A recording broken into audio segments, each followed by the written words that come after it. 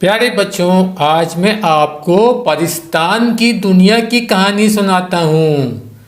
ایک چھوٹے سے گاؤں میں ایک معصوم سی بچی رہتی تھی جس کا نام سارا تھا۔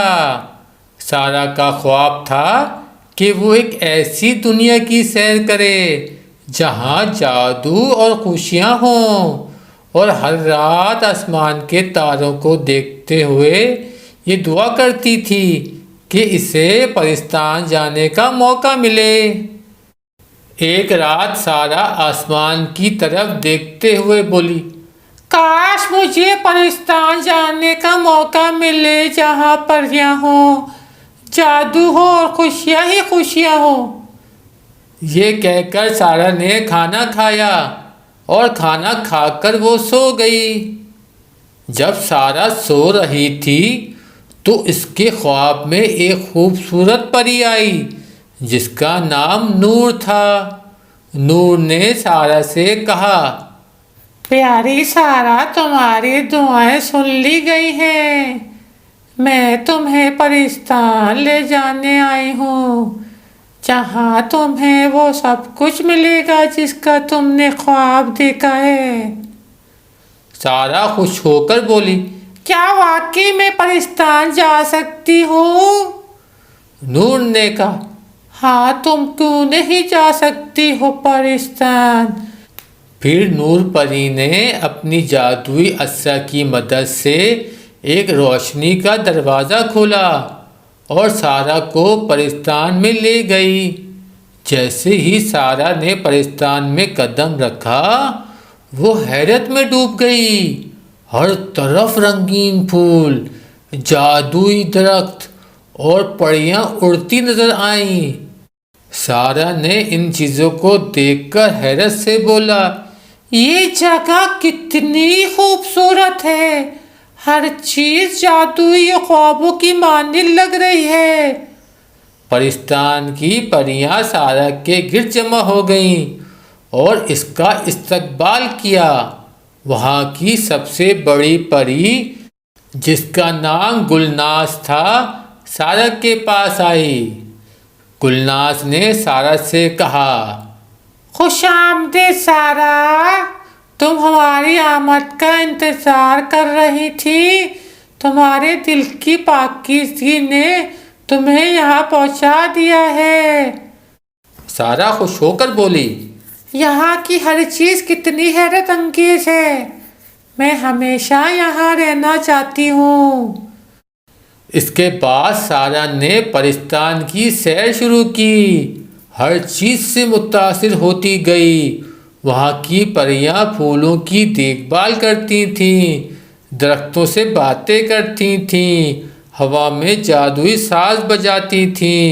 سارا کو لگا جیسے وہ ایک خواب دیکھ رہی ہو۔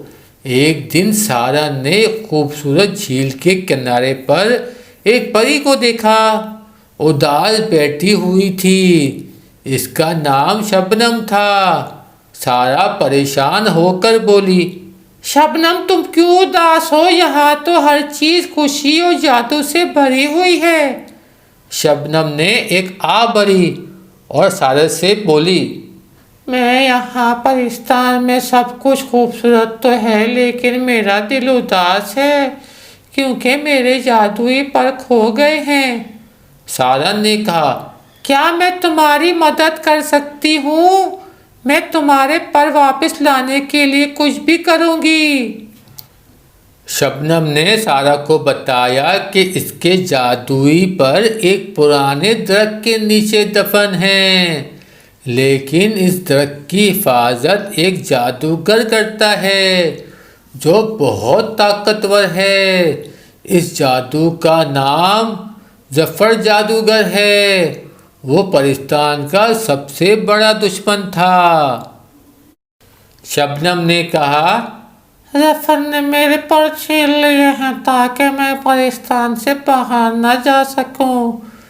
وہ چاہتا ہے کہ پرستان پر قبضہ کرے اور اس کی خوبصورتی کو برباد کر دے۔ سارا پختہ ارادہ کرتے ہوئے بولی، میں ظفر کا مقابلہ کروں گی اور تمہارے پر واپس لے کر آؤں گی، پرستان کی خوشیاں برباد نہیں ہونے دوں گی۔ نور نے سارہ کو جادوئی آلہ دیا جو اسے ظفر کے جادو سے محفوظ رکھے گا۔ سارہ نے اپنی ہمت جمع کی اور ظفر کے قلعے کی طرف روانہ ہو گئی۔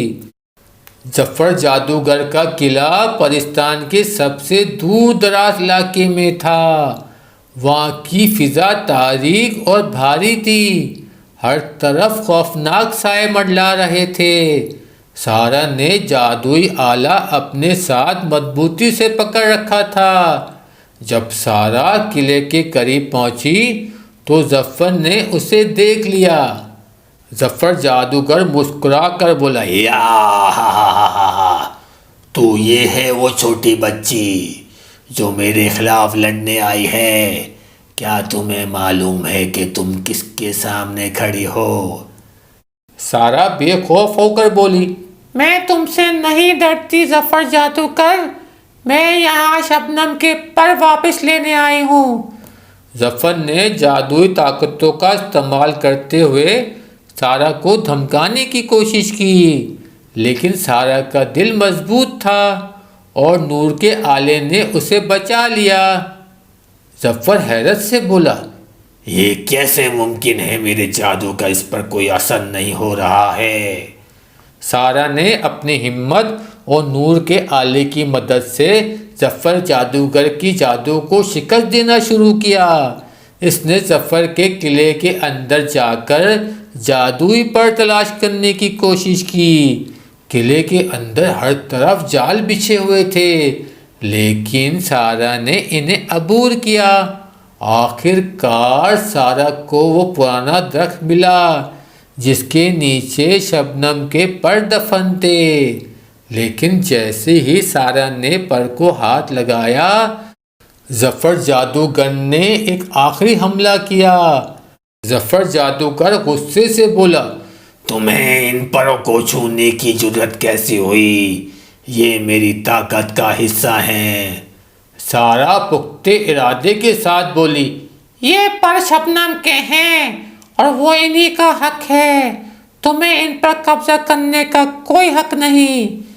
سارہ نے جادوئی آلہ استعمال کیا اور ظفر کو شکست دی۔ ظفر کا جادو ٹوٹ گیا اور وہ بے بس ہو گیا۔ سارہ نے شبنم کے پر واپس حاصل کر لیے تھے۔ سارہ نے شبنم کے پر واپس لا کر اسے دیے۔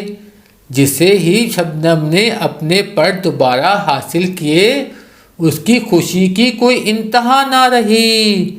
پرستان کی ساری پریاں جمع ہو گئیں اور سارہ کا شکریہ ادا کرنے لگ گئیں۔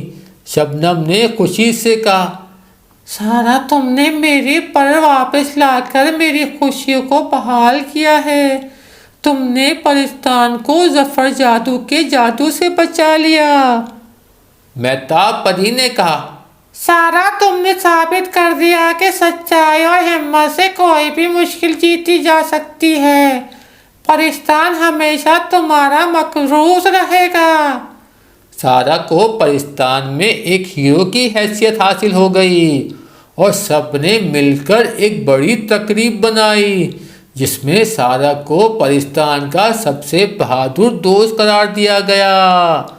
آخر کار نور نے سارہ سے کہا، اب وقت آ گیا ہے کہ وہ واپس اپنی دنیا میں جائے، لیکن پرستان کے دروازے ہمیشہ اس کے لیے کھلے رہیں گے۔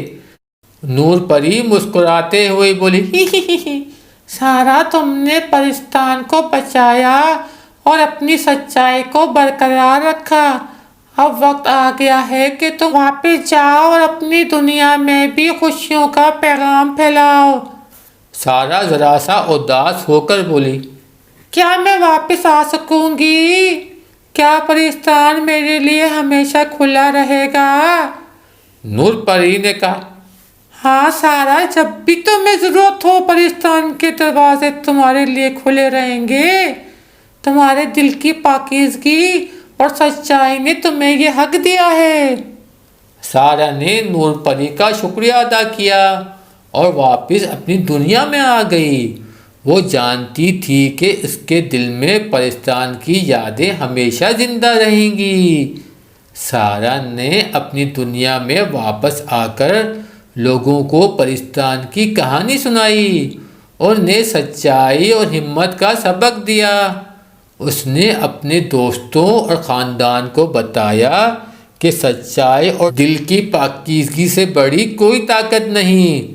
سارہ لوگوں سے مخاطب ہو کر بولی، پرستان میں نے سیکھا کہ سچائی، ہمت اور دل کی پاکیزگی سے ہر مشکل جیتی جا سکتی ہے۔ ہمیں اپنی زندگی میں بھی انہی اصولوں کو اپنانا چاہیے۔ سارہ کی کہانی سے گاؤں کے سارے لوگ متاثر ہوئے اور سب نے مل کر یہ کہا کہ ہم بھی سچائی، ہمت اور دل کی پاکیزگی سے سب لوگوں کے دل جیتیں گے۔